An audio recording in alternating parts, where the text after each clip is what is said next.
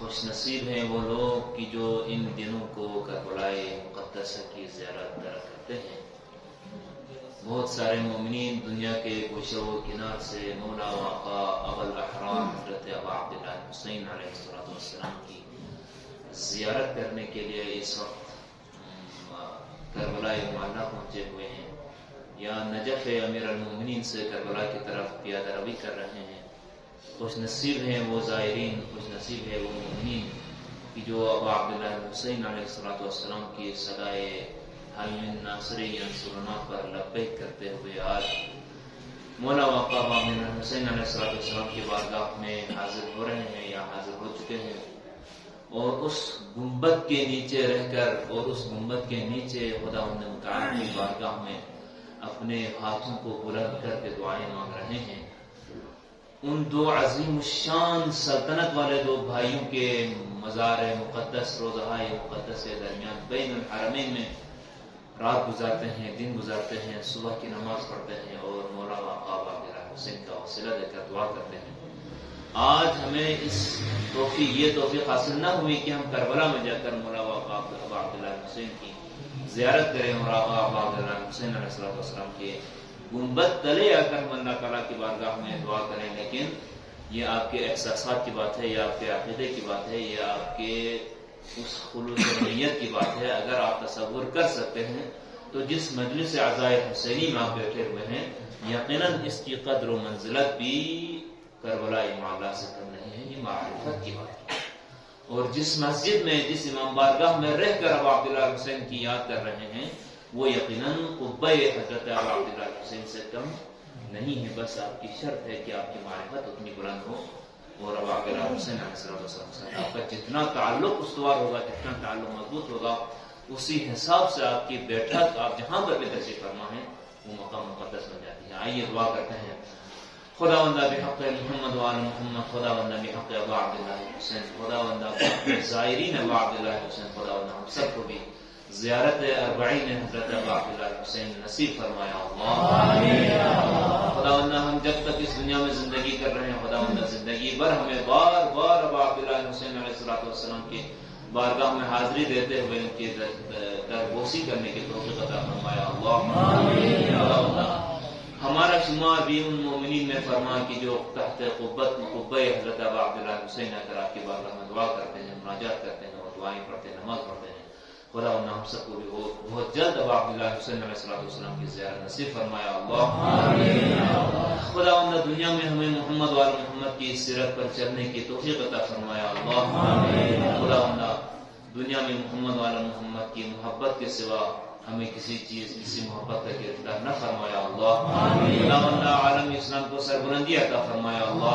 عالم کفر و نفاق سرنگون فرمایا اللہ۔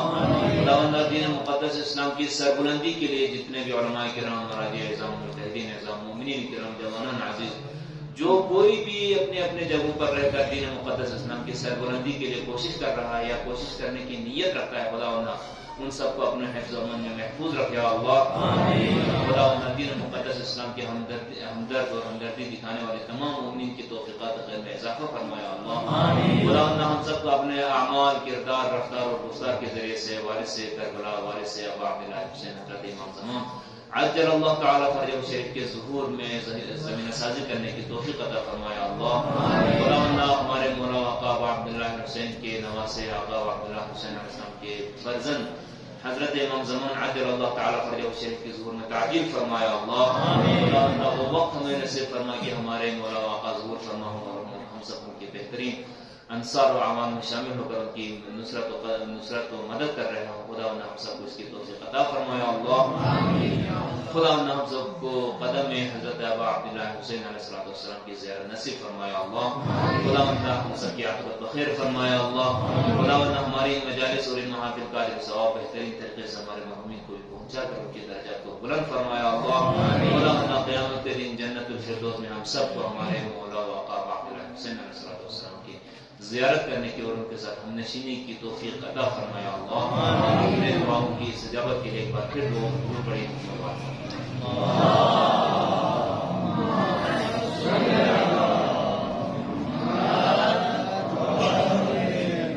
تعالیٰ نے مولا ابا عبداللہ حسین علیہ السلام آپ کی خدمت میں امام حسین علیہ السلام کے خطبات میں سے ایک خطبے میں سے نورانی کلام آپ کی خدمت میں پہنچانے کی کوشش کی، سعادت کی، کیونکہ آپ مجلس سے اب آپ حسین میں بیٹھے ہوئے ہیں، لہٰذا ہم اپنے موضوع سخن کو ذرا ترتیب کر کے کچھ اہم نکات کی طرف میرے جوانوں کی توجہات مبذول کرانا ضروری سمجھتا ہوں۔ امام حسین علیہ السلام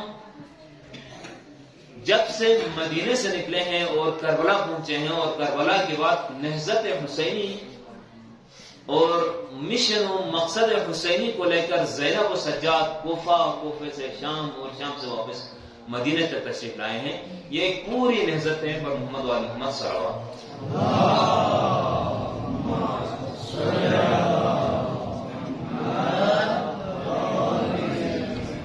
امام حسین علیہ السلام یقیناً وقت کے امام ہیں، وقت کے فرزند صالح ہیں، وقت کے بندے صالح ہیں، خدا ہیں۔ اللہ تعالیٰ کے بہترین بندے ہونے کی حیثیت سے اتنی بڑی تحریک کا آغاز کیا اور اتنی بڑی قربانی دی کہ پوری تاریخ عالم نے اسے یاد رکھا۔ آج کوئی شخص اللہ کو مانے یا نہ مانے، رسول کو مانے یا نہ مانے، علی کی ولایت پر ایمان رکھتا ہے یا نہ رکھتا ہے، لیکن حسین پر ضرور ایمان۔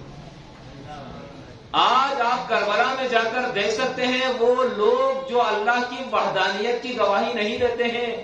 کبھی بیت اللہ کی زیارت کرنے نہیں آئے، کبھی مدینے میں روضہ رسول کی زیارت کرنے نہیں آئے، کبھی نجف میں علی کی زیارت کرنے نہیں آئے، ایسے لوگ بھی کربلا میں امام حسین علیہ السلام کی ذریعے کی زیارت کرنے کے لیے آئے۔ آج پوری دنیا میں جتنی بھی اقوام، جتنی بھی نسلیں، جتنی بھی قومیں رہتی ہیں، جب ان کے سامنے مولا و آقا عبداللہ حسین علیہ السلام کا نام نامی اس میں گرامی لیا جاتا ہے تو پوری عقیدت کے ساتھ حسین کو سلام بھیجتے ہیں۔ کیوں؟ یقیناً حسین نے کوئی ایسا کارنامہ انجام دیا ہوگا، یقیناً حسین نے اس تاریخ عالم میں ایسا نقش چھوڑا ہوگا کہ آج کائنات کے جتنے بھی اقوام ہیں جن کی ضمیر زندہ ہے، جن کے دل زندہ ہیں، جن کے دلوں میں آج بھی جذبہ حریت و آزادی موجود ہے، وہ سارے انسان خواہ اللہ کے نہ ماننے والے ہی کیوں نہ ہوں، ہندو ہی کیوں نہ ہوں، یہودی کیوں نہ ہوں، عیسائی کیوں نہ ہوں، مختلف مذاہب و مسالک سے تعلق رکھنے والے افراد آج کربلا میں امام حسین کی زیارت کرنے آئے ہیں۔ اس کا مطلب ہے کہ حسین کے سامنے عقیدت بھرا سلام پیش کرنا تاریخ انسانیت کے لیے ایک شعار بن چکا ہے۔ یہ اس لیے کہ ابو عبداللہ حسین علیہ السلام نے آج سے 1400 سال پہلے ایک تحریک کا آغاز کیا، ایک ایسے تحریک چلائی، اور اس تحریک کے لیے امام حسین علیہ السلام نے اتنی بڑی قربانیاں عطا کی کہ یہ قربانیاں اب تاریخ عالم سے مٹائی نہیں جاتی۔ لیکن آیا امام حسین علیہ السلام نے یہ جو قیام فرمایا ہے، یا امام حسین علیہ السلام نے یہ جو قربانی دی ہے اور پوری تاریخ تک یاد رہنے والی قربانیاں دی ہیں، تو اس کا کوئی ہدف تھا یا نہیں؟ آج ہمارے ممبروں سے، آج ہماری محرابوں سے، آج ہمارے امام بارگاہوں سے، آج ہمارے جلوس‌ہائے عزا سے اس مقصد حسین علیہ السلام کو بیان کرنے کی ضرورت ہے، اس مقصد حسین علیہ السلام کو جوانوں تک پہنچانے کی ضرورت ہے، اس ہدف امام حسین علیہ السلام کو آنے والی نسلوں تک امانت کے طور پر پہنچانے کی ضرورت ہے۔ ہم عزاداری مناتے ہیں، 1400 سالوں سے امام حسین علیہ السلام کے نام پر ہم عزاداری مناتے ہیں، اشک بہاتے ہیں، سینہ زنی کرتے ہیں، نوحہ خوانی کرتے ہیں، مرثیہ خوانی کرتے ہیں، نذر و نیاز دیتے ہیں، لیکن عزاداران مظلوم کربلا اس کا ہدف ضرور ہونا چاہیے۔ بے ہدف، بے مقصد، جس طرح رسول اکرم صلی اللہ علیہ وآلہ وسلم کے نواسے نے جو قربانی نہیں دی، تو آج ہم جب عزاداری مناتے ہیں تو ہماری عزاداری بھی بے مقصد اور بے ہدف انشاءاللہ خدا نے توفیق دی ہے۔ تو اہداف عزاداری کے بارے میں انشاءاللہ خدا نے زندگی دی تو کل گفتگو کریں گے۔ آج ہم قیام امام حسین علیہ السلام کی جو اہداف اور مقاصد تھے ان کے حوالے سے تھوڑی سی گفتگو کرتے ہیں۔ آپ درود پڑھیے محمد والے۔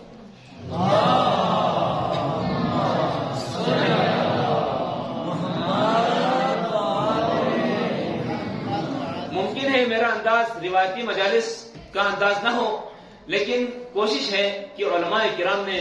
ہمارے فقہاء کرام نے، مؤرخین نے، اہل قلم نے امام حسین علیہ السلام کے ہدف کے طور پر جن نکات کو بیان کیا ہے ان کو تجزیاتی اور تحلیلی طور پر آپ کی خدمت میں پیش کرتا ہوں۔ علماء کے ہاں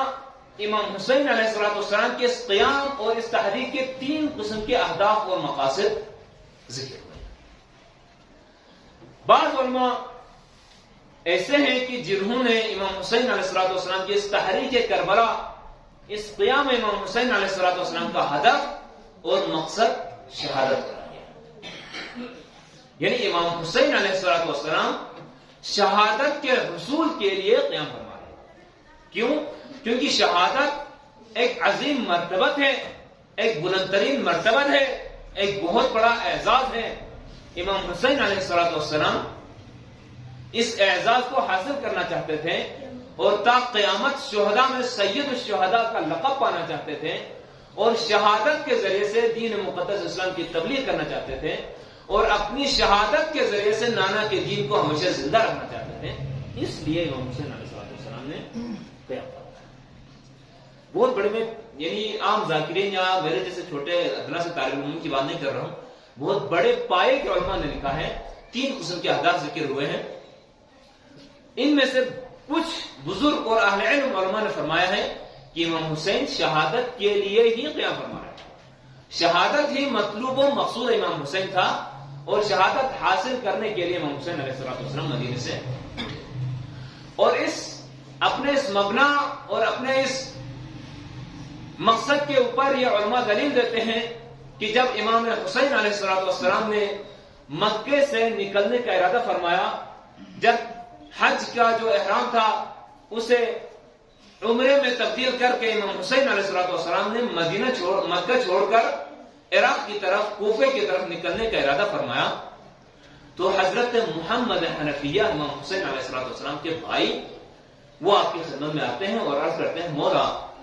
یہ کوفہ والے وہی ہیں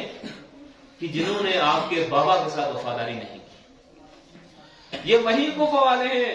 کہ جنہوں نے آپ کے بھائی امام حسن مجتبی سے غداری کی۔ ان کے خطوط پر، ان کے وعدوں پر اعتماد کرتے ہوئے آپ کوفہ تشریف نہ لے جائیں۔ اگر آپ کو مناسب سمجھتے ہیں تو حرم بیت اللہ آپ کے لیے انتہائی موزون ترین مقام ہے، آپ یہیں پر رکے رہیں۔ لیکن امام حسین علیہ السلام فرماتے ہیں، اپنے بھائی، عزیز بھائی حضرت محمد بن حنفیہ سے کہتے ہیں، بھائی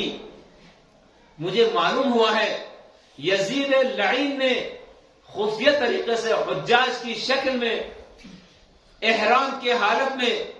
اپنے کچھ کارندوں کو بھیجا ہے جو احرام کا لباس پہن کر احرام تلے تلوار اور نیزہ چھپا کر رکھے ہوئے ہیں، خنجر چھپا کر رکھے ہوئے ہیں۔ مجھے معلوم ہوا ہے کہ یزید کے یہ کارندے مجھے حسین کو حرم بیت اللہ کے اندر شہید کر کے حرم بیت اللہ کے تقدس اور حرمت کو بھنگا ہوں، اور میں وارث حسین، میں وارث رسول اللہ ہوں، میں خانہ کعبہ کا وارث ہوں، میں خانہ کعبہ کا محافظ ہوں، میں جب تک زندہ ہوں میں اس خانہ کعبہ کی حرمت کو پامال ہونے دینا نہیں چاہتا، لہذا میں مجبور ہوں کہ میں حج کے احرام کو عمرے میں تبدیل کر کے میں یہاں سے نکلوں تاکہ خانہ کعبہ کی تقدس باقی رہے۔ حضرت محمد بن حنفیہ کرتے ہیں، مولا اگر آپ کو اس طرح کا خطرہ ہے تو آپ کوشش کیجئے کوفہ تشریف نہ لے جائیں، آپ یمن کی طرف چلے جائیں، آپ کسی اور پرامن شہر اور پرامن علاقے کی طرف تشریف لے جائیں جہاں پر آپ امن و سکون کے ساتھ آپ زندگی گزار سکیں۔ حضرت محمد حنفیہ چونکہ امام حسینی ایک درد دل کے ساتھ اور پوری انتہائی مخلصانہ مشورہ اتفاق جو فل بخششمند ریچن مولا یہاں کوفی نمشق کوفی علاوہ یہاں گار شخص لیکن کوفی نمشق چاہتے ہیں کوفہ قوم وفا متن کوفہ میان سے یری بابن سے وفا اس میں یری گاجو سے وفا اس میں یانا سے وفا دو ہمیں امام حسین اس کا سلمت انشاءاللہ ناسی یری دی رائے بھی آپ کے اس رائے پر میں ضرور سوچوں گا، اس رائے کے بارے میں ضرور غور کروں گا۔ رات گزرتی ہے لیکن رات کے ایک پہر گزرنے کے بعد امام حسین علیہ السلام مکے سے نکل کر کوفے کی طرف جانے کی تیاری کرتے ہیں۔ جب یہ خبر محمد حنفیہ کو پہنچتی ہے تو محمد حنفیہ فوراً بھاگتے ہوئے دوڑتے ہوئے پھر آتے ہیں امام حسین علیہ السلام کی خدمت میں. دیکھا کہ امام علیہ السلام اپنے راہوار پر سوار ہیں. ایسے میں محمد بن حنفیہ آ کر امام حسین کے راہوار کو پکڑ کر کہتے ہیں فرزند رسول آپ نے میرے ساتھ وعدہ کیا تھا کہ آپ اپنی اس کوفہ جانے کی راہ پر آپ دوبارہ نظر ثانی کریں گے, کیا ایسا نہیں کیا تھا؟ امام فرماتے ہیں آپ درست فرما رہے ہیں, میں نے یہ ضرور آپ سے وعدہ کیا تھا, لیکن کچھ دیر کے لیے میں نے خواب میں دیکھا کہ میرے نانا رسول اکرم صلی اللہ علیہ وسلم مجھے فرما رہے ہیں کہ میں کوفہ ہی چلا جاؤں, میں عراق ہی کی طرف چلا جاؤں, کیونکہ ان اللہ یراک قتیلا. میرے نانا فرما رہے ہیں کہ اللہ کی مشیت یہ ہے, اللہ تعالیٰ چاہتا یہ ہے کہ میں عراق جا کر شہید ہو جاؤں اور عراق جا کر میرا خون بہایا جائے. یہ اللہ کی مشیت ہے, لہٰذا میں مجبور ہوں عراق کی طرف جانے کے لیے. یہ کچھ علماء نے اس دلیل کی بنیاد پر کہتے ہیں کہ امام حسین علیہ السلام کی ذمہ داری, امام حسین کا وظیفہ اور اللہ تعالیٰ کی مشیت اور اللہ تعالیٰ کی چاہت ہی یہی تھی کہ حسین کربلا جائیں, عراق جائیں اور وہاں پر شہادت کے مقام پر فائز ہوں.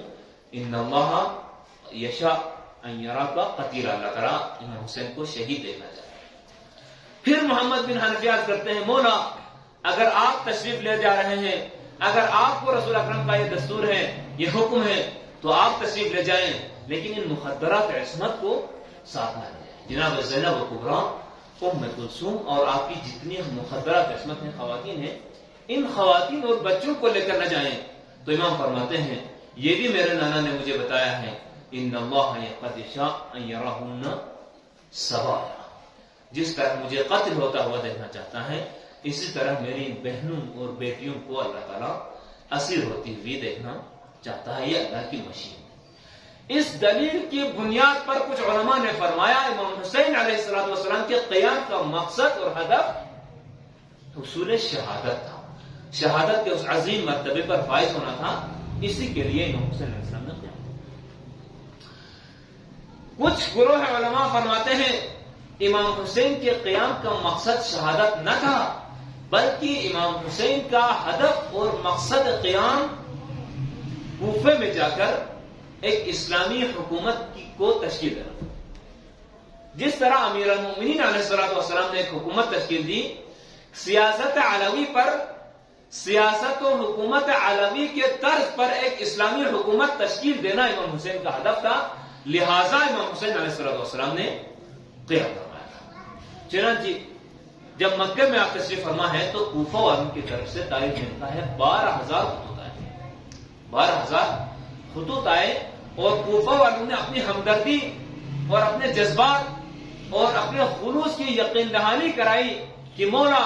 ہماری سرپرستی کرنے والا کوئی نہیں ہے, ہماری رہنمائی کرنے والا کوئی نہیں ہے. معاویہ نے اپنے یزید بیٹے پلید کو مسلمانوں کے اوپر حکمران بنا کر چھوڑ کر چلا گیا ہے. ہم یزید کی بیعت کرنے کے لیے آمادہ نہیں ہیں, یزید کو ہم حکمران تسلیم کرنے کے لیے ہم آمادہ نہیں ہیں, اور پوری ملت اسلامیہ میں اس وقت حکمرانی کے لیے اور رہنمائی کے لیے آپ سے بڑھ کر کوئی حکمران, کوئی مناسب شخصیت نہیں ہے, لہذا آپ تشریف لائیں, ہم مدد کریں. اور ان کوفہ والوں کے خطوط اور ان کے آواز پر, ان کے صدا پر لبیک کہتے ہوئے امام حسین علیہ السلام نے چونکہ دیکھا حکومت سازی کے زمینے فراہم ہو چکے ہیں, حکومت سازی کے لیے مقدمات فراہم ہو چکے ہیں, لہذا امام حسین کے قیام کا مقصد کوفے میں تشریف لے جا کر وہاں پر ایک اسلامی حکومت کی تشکیل. ان علماء نے بھی مختلف دلائل اور اس کی وجوہات بیان کی ہیں کہ کس طرح سے امام حسین علیہ السلام کا فریضہ حکومت اسلامی تشکیل دینا تھا, اور آپ کا ہدف امام حسین علیہ السلام کا ہدف حکومت اسلامی تشکیل دینا ہے. یہ ایک بات تو اٹل ہے, ان میں سے, ان دلائل میں سے اہم دلیل یہ ہے کہ اللہ تعالیٰ نے انسان کو اس روئے زمین پر اپنا خلیفہ اور اپنا جانشین بنا کر بھیجا ہے, لہذا سب سے پہلے تو ہر انسان کی ذمہ داری ہے اور بنیادی ذمہ داری ہے کہ اس کائنات کے اندر اللہ تعالیٰ کے نظام کو نافذ کریں. یہ ہم میں سے ہر انسان کے اوپر لازم ہے. کیوں؟ کیونکہ ہم اللہ تعالیٰ کے خلیفہ ہیں, اللہ تعالیٰ کے جانشین ہیں. خاص کر ائمہ معصومین اور ائمہ ہدا اور انبیاء کرام اللہ تعالیٰ نے جس مقصد کے لیے زمین پر بھیجا ہے ان مقاصد میں سے ایک اہم ترین مقصد یہ ہے کہ اس روئے زمین پر بندگان خدا کے اوپر عادلانہ ایک حکومت قائم کریں، ایک عادلانہ نظام، جس نظام کو اللہ چاہتا ہے اس نظام کو نافذ کریں اور اس کو تشکیل دیں۔ یہ انبیاء، اولیاء اور ائمہ کا ایک بنیادی فریضہ ہے، فرائض میں سے ایک اہم فریضہ ہے۔ لہذا امام حسین علیہ السلام اپنے اس بنیادی فریضے کو انجام دینے کے لیے تشریف لائے۔ یہاں ایک بات ممکن ہے میرے جوانوں کے ذہن میں آئے، بلکہ ذہنوں میں ڈالی جائے۔ بہت سارے شکوک و شبہات، کل جس طرح میں نے کہا، اگرچہ ہمارے زمانے میں مرجئہ نامی وہ گروہ نہیں ہے، لیکن طرح طرح کے ملحدین ہمارے زمانے میں موجود ہیں۔ وہ ہمارے جوانوں کے ذہنوں پر شکوک و شبہات ڈالنے میں کوئی کسر نہیں چھوڑتے ہیں۔ ممکن ہے وہ یہ ذہن میں رکھتے ہیں، بلکہ کچھ لوگ باقاعدہ کیمپین چلا کر یہ باور کرانے کی کوشش کرتے ہیں کہ شیعوں نے ہی کوفہ میں امام حسین کو بلایا، پھر انہی شیعوں نے ہی امام حسین کو شہید۔ یہ ایک ناروا اور ناسزا اور انتہائی شنیع قسم کا بہتان ہے، الزام ہے تشیع پر اور شیعیان حیدر کرار۔ یہ ایک الگ موضوع ہے، اس کے اوپر تفصیل سے بات کی جا سکتی ہے، لیکن مختصراً میں عرض کر دوں۔ آپ مقتل کی کتابوں کو اٹھا کر دیکھیے، کوفہ والوں میں گروہ گروہ کی شکل میں مختلف عبارات کے ساتھ امام حسین علیہ السلام کو خطوط لکھے۔ یہ جتنے سارے لوگوں نے امام حسین کو خطوط لکھے ہیں، وہ سارے امام حسین کے واقعی چاہنے والے نہیں تھے۔ جن لوگوں نے امام حسین کو کوفے میں بلایا ہے، وہ سارے مومنین میں سے نہیں تھے،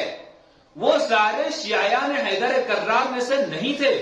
وہ سارے حسین کو دل سے چاہنے والے نہ تھے۔ ہاں، ضرور تھے کچھ لوگ۔ روایت میں اور تجزیہ کرنے والوں نے، تاریخ پر تجزیہ کرنے والوں نے امام حسین علیہ السلام کو جو 12,000 خطوط لکھے گروہوں کی شکل میں، ان گروہوں کو 3 بڑے گروہ میں تقسیم کیا۔ 3 بڑے گروہوں میں تقسیم کیا۔ ایک گروہ وہ تھا جو صرف اور صرف سلطنت، حکومت اور عہدوں کے متلاشی تھے۔ یہ وہ گروہ تھا جو یزید بن معاویہ کی نظروں سے گرے ہوئے تھے، جن کو یزید بن معاویہ اپنی حکومت میں کوئی قدر و قیمت سے نہیں دیکھتا تھا، ان کی کوئی قدر و قیمت نہیں تھی، بلکہ ان کو ایک منافق اور پسترین لوگوں میں سے شمار کرتا تھا، اور ان لوگوں کو یزید جو ہے اپنی حکومت میں کسی بھی قسم کا حصہ دینے کے لیے آمادہ نہیں تھا۔ لیکن یہ لوگ اقتدار کے بھوکے تھے۔ ان لوگوں نے سوچا کہ یزید تو ہمیں کوئی مقام دینے کے لیے آمادہ نہیں ہے، ہم کیوں نہ امام حسین کو خطوط لے کر امام حسین کو بلائیں۔ اگر بالفرض حسین تشریف لاتے ہیں اور کوفے میں کوئی حکومت تشکیل دیتے ہیں، تو چونکہ ہم نے بلایا ہے، ہم حسین کے ساتھ وفادار بنیں گے، اور حسین سے وفاداری نبھانے کے چکر میں ہم اپنے مقاصد کو حاصل کریں گے اور مناصب کو حاصل کریں گے، مختلف منصبوں پر، حکومتی مناصب پر ہم فائز ہوں گے۔ اس مقصد کے لیے بلایا۔ ان میں سر فہرست یہ سنان بن انس، شبس وغیرہ ہیں، جن کو آپ تاریخ کربلا میں قاتلان امام حسین کے سر فہرست آتے ہیں۔ یہ وہ لوگ تھے جو اقتدار کے بھوکے، جو منصب و دنیا کے بھوکے، دنیا کے لالچ میں گرے ہوئے لوگ تھے۔ جب اس طرف سے ان کو کچھ نہیں ملا تو امام حسین کے ساتھ نبھانے کی شکل بنا کر اس طرح سے اپنی دنیاوی کچھ مفاد حاصل کرنا چاہتے ہیں۔ اگر اس بات کی دلیل مانگتے ہیں، اس بات کی دلیل چاہیے، تو جائیں جا کر یہ سنان اور شبس وغیرہ نے جو خطوط امام حسین علیہ السلام کو لکھا ہے، ان خطوط کو جا کر ضرور پڑھیے۔ ان خطوط کے عبارات میں کہیں سے بھی امام حسین کے ساتھ محبت کی بات، محبت کے جذبات چھلکتے نہیں ہیں۔ ان کی عبارت یہ ہیں، انہوں نے جو خطوط لکھے ہیں، ان خطوط کی عبارت یہ ہیں کہ یبن رسول اللہ، یہاں پر فصلیں تیار ہو چکی ہیں، باغ ہمارے ہرے بھرے ہو چکے ہیں، فصلیں بالکل آمادہ ہیں، بس آپ تشریف لائیں اور استفادہ کریں۔ ان کے خطوط کا آخری خلاصہ یہی ہے، انہوں نے جو خط لکھا ہے کہ باغ تیار ہے، ہماری فصلیں تیار ہیں، آپ تشریف لائیں اور ان سے لطف اندوز ہو جائیں۔ یعنی یہ کنائے میں یہ کہنا چاہتے ہیں کہ آپ تشریف لائیں، آپ کے لیے حکومت بننے کے سارے جو مقدمات فراہم ہو چکے ہیں، بس آپ تشریف لائیں اور اپنی حکومت کا اعلان کریں، اپنی خلافت کا اعلان کریں، تو ہم سارے آپ کی رعایت کریں گے اور آپ کی سلطنت، آپ کی حکومت اور آپ کی خلافت شروع۔ یہ لہجہ ہے، یہ الفاظ ہیں اس گروہ کا کہ جس نے فقط سلطنت، حکومت اور منصب اور دنیاوی مال و متاع کے لالچ میں امام حسین کو بلایا۔ ان کا کوئی تعلق امام حسین کے شیعوں کے ساتھ نہ تھا۔ دوسرا گروہ ایک گروہ اور بھی تھا کوفے میں کہ جنہوں نے امام حسین علیہ السلام کو کوفے میں آنے کی دعوت دی، اور یہ بھی امام حسین کے مخلص نہ تھے، یہ بھی امام حسین کے چاہنے والے، امام حسین کے چاہنے والوں میں سے، آپ کے شیعوں میں سے نہ تھے، بلکہ ان میں سے کچھ تو وہ لوگ تھے جو بنی امیہ کے مظالم سے تنگ آئے ہوئے تھے، اور کچھ وہ لوگ تھے کہ یزید جیسا شارب الخمر سے تو حسین بہتر ہے، یعنی ہمارے اوپر یزید جیسا آ کر حکمرانی کریں، جب چاہے ہمارے بچوں کو قتل کرتا ہے، جب چاہے ہمارے خواتین کی حرمت دری کرتا ہے، عصمت دری کرتا ہے، جب چاہے ہمارے اوپر مسلط ہوتا ہے، اس یزید سے تو حسین بہتر ہے، بس اس حد تک ان کا حسین سے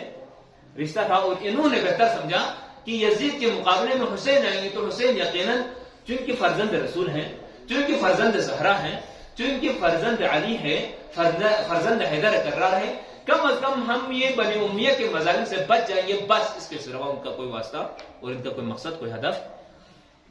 نہ تھا۔ وہ یزید کے مظالم، بنی امیہ کے مظالم سے اپنے آپ کو بچانے کے لیے، یعنی وہ لوگ تھے کہ جنہیں اپنی جانیں عزیز تھیں، جن کو اپنی اولاد عزیز تھی، جن کو اپنے مال و دولت عزیز تھی، جن کو اپنی تجارت عزیز تھی، کہ ہم سکون سے تجارت کر سکیں گے، سکون سے اپنے گھروں میں رہ سکیں گے، ہمارے بیٹے جوان ہوتے ہوئے ہم دیکھ سکیں گے، ہم اپنی نسلوں کو دیکھ سکیں گے، بس اسی مقصد کے خاطر بہت سارے لوگ ایسے تھے کہ جنہوں نے امام حسین کو اس لیے بلایا تاکہ یزید سے چھٹکارا ملے اور بس ان کی اپنی زندگی، دنیاوی زندگی بہتر نہیں گزرے، یہ دو قصور ہے۔ لہذا ان دو گروہوں میں 12,000 خطوط لکھنے والوں میں سے بہت سارے، بلکہ اکثریت یہ لوگ تھے جو ان دو گروہوں سے ان کا تعلق تھا، فقط اپنی دنیا کے لیے یا اپنی حکمرانی اور منصب کے لیے انہوں نے بلایا تھا۔ ہاں، تیسرا وہ ایسا تھا جو شیعہ حیدر کرتا تھا، جو واقعاً امام حسین علیہ السلام کے مخلص تھے، جو واقعاً امام حسین علیہ السلام کو دل سے چاہتے تھے اور کہتے تھے مولا آپ تشریف لائیں، آپ کے قدموں پر ہم اپنی جانیں نثار کرنے کے لیے آمادہ ہیں، ہم اپنے گھر بار فدا کرنے کے لیے آمادہ ہیں، ہم اپنا سب کچھ آپ پر قربان کرنے کے لیے آمادہ ہیں، تشریف لائیں ہماری طرف، ہمیں حکمرانی کی ضرورت ہے، ہمیں رہنمائی کی ضرورت ہے، ہمیں اپنے نانا محمد مصطفیٰ صلی اللہ علیہ وآلہ وسلم کے دین کی رہنمائی کی ضرورت ہے، لہذا آپ تشریف لائیں۔ یہ فقط محدود چند شیعہ ہیں ایسے تھے جن میں حضرت مختار جیسے لوگ تھے، جن میں حضرت حبیب ابن مظاہر جیسے لوگ تھے، جن میں حضرت مسلم ابن مسجد جیسے لوگ تھے، تو ان شیعوں میں سے کوئی بھی شیعہ پیچھے نہیں رہا۔ یہ تاریخ والے اگر کسی تاریخ میں لکھتے ہیں یا کوئی خطیب ممبر سے بات کرتے ہوئے بتاتا ہے یا کوئی مولوی یہ الزام کہیں سے لگاتا ہے کہ شیعوں نے بلایا اور شیعوں نے ہی شہید کیا، جن شیعوں نے خلوص نیت کے ساتھ اور جن شیعوں نے امام حسین علیہ السلام کو پوری عقیدت کے ساتھ بلایا تھا، وہ کبھی بھی پیچھے نہیں رہے، کبھی بھی آپ کی شہادت میں شامل نہ رہے۔ یا تو یہ خود بھی کربلا میں پہنچ کر امام حسین کے ساتھ شہید ہو گئے، حبیب ابن مظاہر اور مسلم ابن مسعود اور جیسے دیگر کوفہ کے 27-28 شہداء، یا پھر ابن زیاد کے ظلم و جور کا شکار ہوتے ہوئے یہ زندانوں میں محبوس رہے ہیں، اور ابن زیاد کے ظلم کی وجہ سے یہ کربلا تک پہنچ نہیں سکے ہیں۔ ان شیعوں کا تعلق فقط اس گروہ سے ہے۔ اس کے علاوہ باقی جن لوگوں نے خطوط بھیج کر امام حسین کو بلایا، پھر امام حسین کی شہادت میں بھی یہ لوگ اپنا ہاتھ رنگایا، یہ شیعوں میں سے نہیں۔ لہٰذا میرے جوان کے ذہن سے یہ بات نکل جاتی ہے۔ درود پڑھیے محمد وعلیہ۔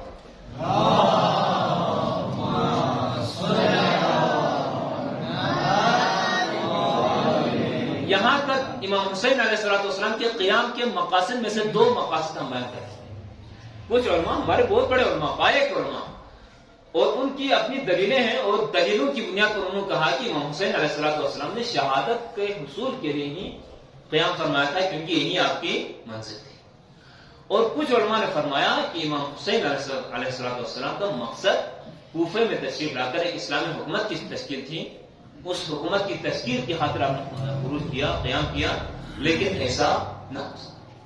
اگر رہبر معظم سید علی خامنئی حفظہ اللہ تعالی تجزیہ فرماتے ہوئے کہتے ہیں کہ جن علماء نے یہ 2 رائے کا انتخاب کیا ہے امام حسین کے مقاصد میں سے ان 2 مقاصد کو قرار دیا ہے، بظاہر انہیں ایک اشتباہ ہوا ہے، اور وہ اشتباہ یہ ہوا ہے ہدف اور نتیجے میں اشتباہ ہوا ہے۔ ایک ہوتا ہے کسی انسان کی تحریک کا ہدف، ایک ہوتا ہے کسی انسان کے تحریک کا نتیجہ۔ اگر رہبر معظم فرماتے ہیں امام حسین علیہ السلام کے قیام کا مقصد نہ شہادت کا حصول تھا اور نہ ہی سلطنت کا قیام تھا، بلکہ امام حسین علیہ السلام نے اپنے ہدف کو اپنے ان لفظوں میں، جس طرح تلاوت ہوئی، اپنے ان لفظوں میں ارشاد فرمایا تھا، انی لم اخرج اشرا ولا بطرا ولا مفسدا ولا غضا۔ مکے سے نکلتے ہوئے حضرت محمد بن حنفیہ کو فرماتے ہیں کہ میں اس مکے کو چھوڑ کر خروج کر رہا ہوں، قیام کر رہا ہوں، انی لم اخرج اشرا ولا بطرا، میں اللہ تعالیٰ کی زمین پر سرکش ہو کر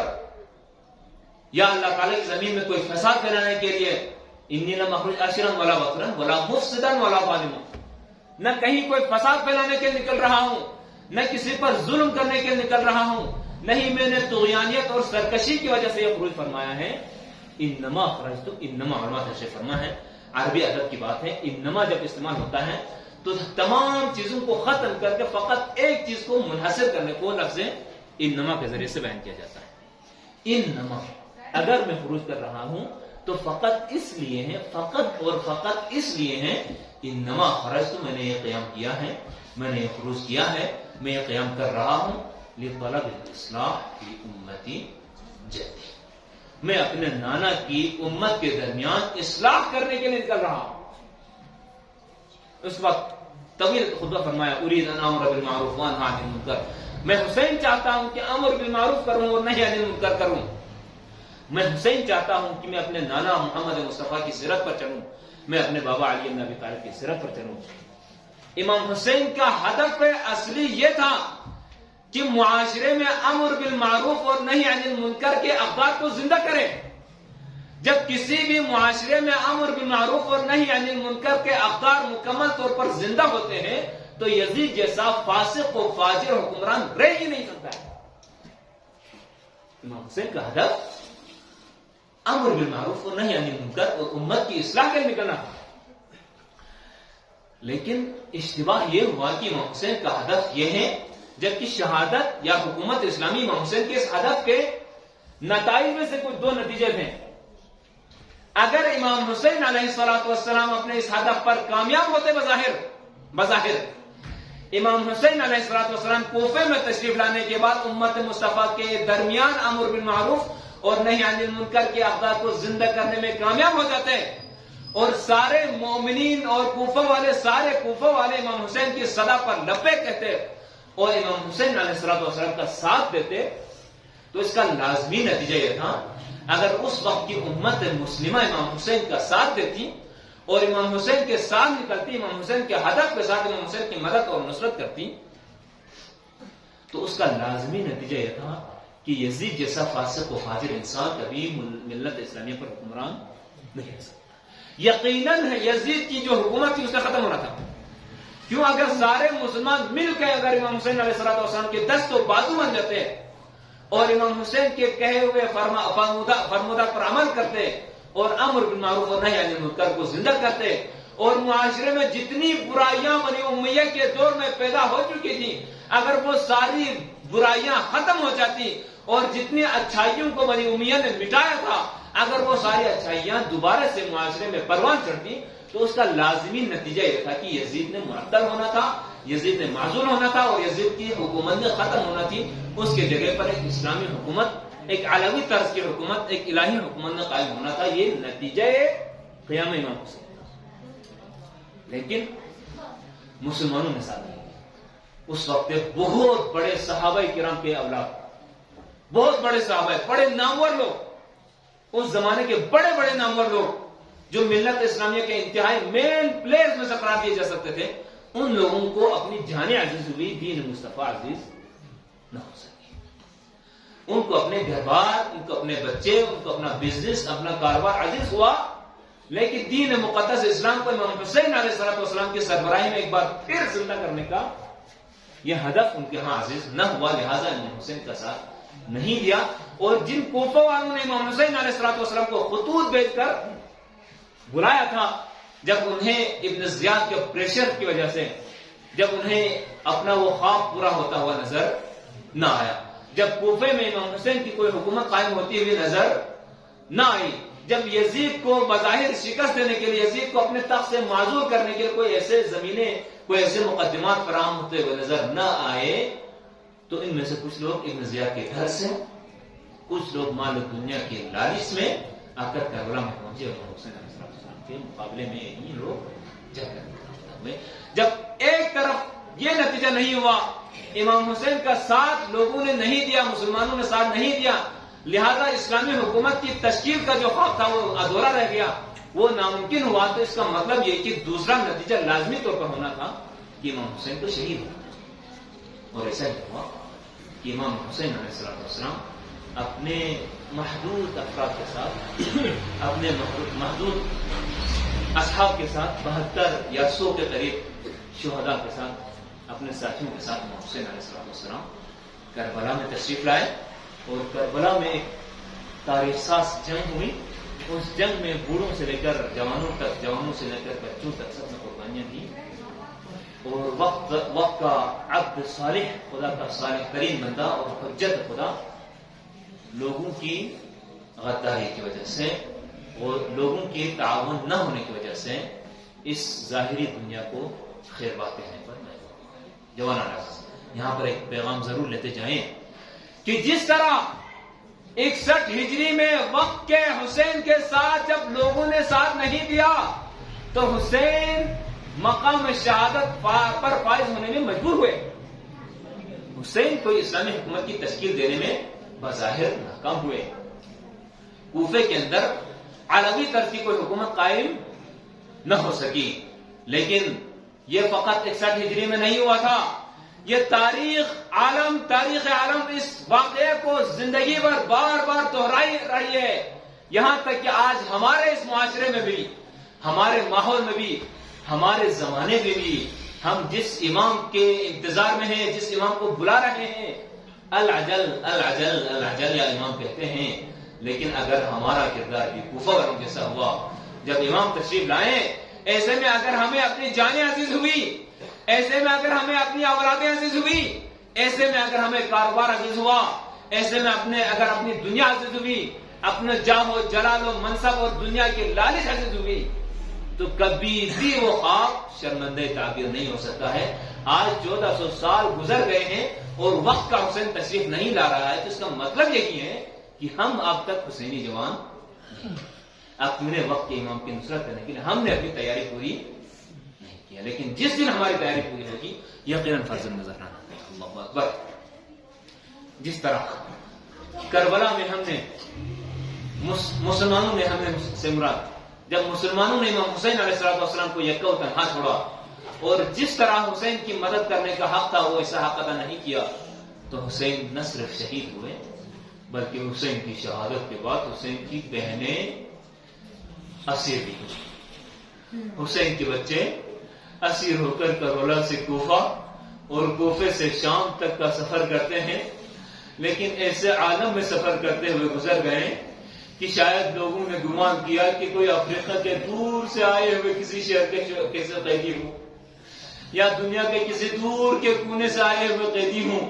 یا کسی کافر مملکت سے آئے ہوئے قیدی ہوں. لیکن دنیا نے دیکھا کہ وارث کربلا کے یہی فرزندوں نے اپنی اسارت اور لاچاری اور مجبوری کے باوجود بھی شام کے قلعے کو فتح کر دیا. مولا و آقا امام زین العابدین علیہ السلام کے خطبوں نے اور جناب زینب کبریٰ کے خطبوں نے ایک وقت ایسا بلایا کہ یزید کے قصر میں زلزلہ آنے لگا. یزید کو اپنا تخت الٹتے ہوئے نظر آیا. یزید نے نام سے پوری حکومت کو ختم کو تھو منا پوری قریبی ترین ان میں کی پوری مخلص ترین ان میں کی دوست کنا مخالف کو تھو منا جیسے یزید اسی جناب سید سجاد لشکر زرکیوں لو امام سجادی جب دارالخلافین تھونے نا یزیدی درباری تھون منا یزیدی زر لو نینا غلطی سن دی غلطی کا میں ابن زیاد اس رسمن نا اینا رحابت ایران لوگ سے مدینی شو زبنا سید سجاد اس قسم بھی منو لے یزید کیا سے میدے ظلم نامہ گئے ہیں روایا سنا کیا سے محمد مصطفیٰ مخدرات عظمت خواتین کن کیا سے بے پردہ شام میں کوبری بازار کن اس کو ربی شکتو نے کیا میں رہائی نمین سنائی لگا. اگر کیا میں سے نیل رہائی من مننا اگر کیا میں سے نیل رہائی من مننا یہ شرط چکائیت دی شرط کنی عمل قسم پنگا زین العابدین اس رہائی قبول بے میں یزید زر لو کسل بھی شرائط کو چیو دربنا امام زین العابدین دا پوز کسل بھی ولو لے یزید کربلا نے کھرتا شام تو نمن پنگا سنگی ببی زیارت دست پر گلنگی ببی زراتار کو واپس کرنے گا سنگی مظلوم ببی زیارت اوہ شرط چکو گئی تبرکات کن شام غریبانی والا جنہیں فوجیوں میں سے حیاء بس پہ پیدے تبرکات کن ملا جو سمیر جازر بنے دے تبرکات دنگی اپی جو زہرہ سے کری کافر لاپی ہے کالبے دکن مونا دستار کن سے شامل یقین اللہ اکبر امام زین العابدین سے قسل بیوت نیسو میرے سے حاجت بدوئی اگر کیا کسی نے شہید قصد پیش بننا کیا کسی با اعتماد ان میں دن میں کیا سے مقرر بستا کہ یہ اہل حرم کن با حفاظت زوف سے مدینی مکروا یزید سزر اللہ ناسیاں شہید احمد ناسیاں لبخصص رسد اللہ اکبر زندان شامینو شاید حسین سر مقدس پتن چپیا شہدائی سر کنتن چپیا اہل حرمی سغوغا بلو فریاد بلو زینب الکبرا سے حسینی سر پپلانے دم سنے بلو ام کلثومی سے عباس سر متحر پپلانے دم سنے چنگت بلو ام لیلہ سے کربلائی شفتنا مولا محمد امائتی ام لیلہ سے علی اکبر سر مقدس پپلانے دم سنے بلو دوالا خاتون سکتا بلو میں خاتون کو بھی صدیق تبلبس علی اصغری سرادر تو قابل کرنا کچھ اصغری غم پلک کرلو کچھ زندان شامل دمن یبی سکینی قبر مدار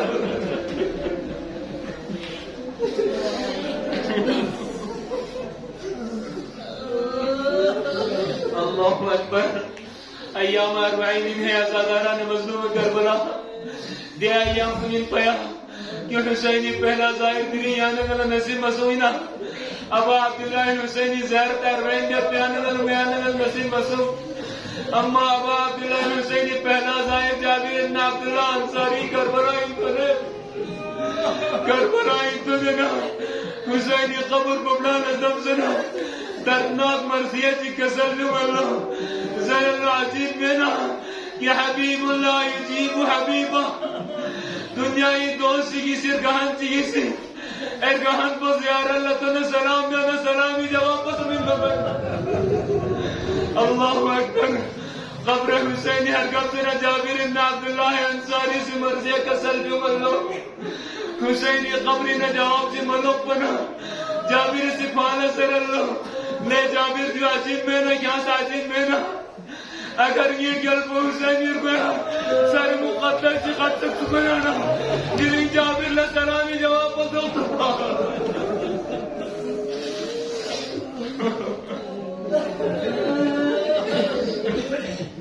اللہ اکبر جابر ابن عبداللہ انصاری سے دے مرضی اور زیرت چیخوں فریاد بن یقبا تمہانا شام کی اولانا قابلے چکو موتو باللہ آج قابلوں کی مرگوانا جابر ابن عبداللہ سے تینیت تم منت قابلوں میں مخدرات عصمت باقی ستمت جناب زینب کبرائی بیاقوں کی مر سو سلطانا قبر حسین بلانس دم سے امیتی کی اتسو جناب زینب نے قابلوں کی مرگوانا زینب نے مزن گلو کہ حسینی بچپنیر کا گنین میں اتنی جابر ابن عبداللہ تو نہیں اتسو اللہ اکبر حسینی اسلیم چچونا بہت چچونا واقع عاشورائی شکتنا دے پہلی مقام پر اتبا ہے کہ شام میں کوبین زینب لرگا کھنچی تومی میں اتبا لیکن تاریخ ناشری اللہ زینب لگ پہلی بار حسینی لرگا کھن جابر ابن عبداللہ انصاری تومنا پھر میں اپنے امام حسینی تمن سے سیما Oh